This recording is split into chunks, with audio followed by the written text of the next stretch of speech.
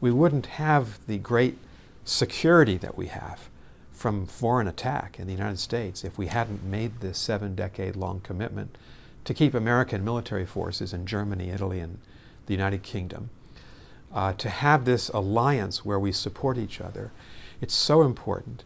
When I go around and talk about this in our country, I tell the story of 9/11.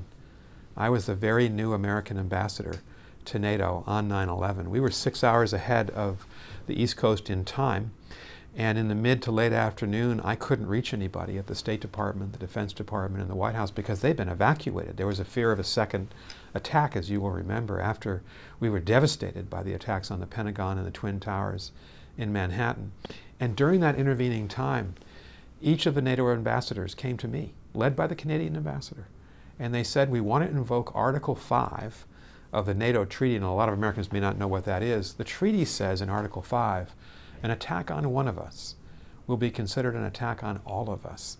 And this was the guarantee that if Stalin or Khrushchev had attacked in the darkest days of the Cold War, the United States would come again across the Atlantic to protect Europe. And the great irony is, we only invoked Article 5 once in the history of those 70 years of NATO, and that was September 12, 2001. On the next day, we all sat around the table, the NATO ambassadors, and on behalf of our governments, we invoked Article 5.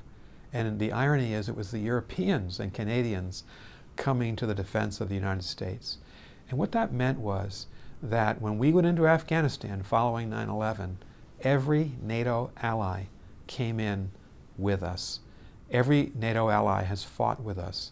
They have suffered more than 1,000 combat deaths.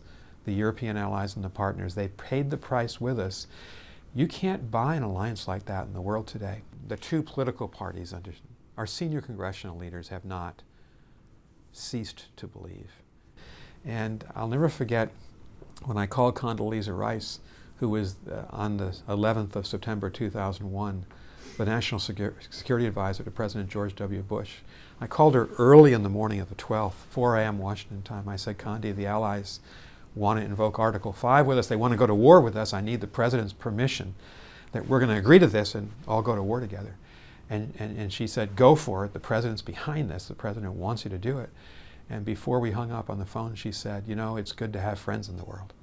And I think on 9/11, we felt so embattled. We had lost 3,000 people in Manhattan and at the Pentagon. We needed a friend, and our friend stood up for us. That's why we need NATO, and that's why it's highly relevant for the United States in 2019.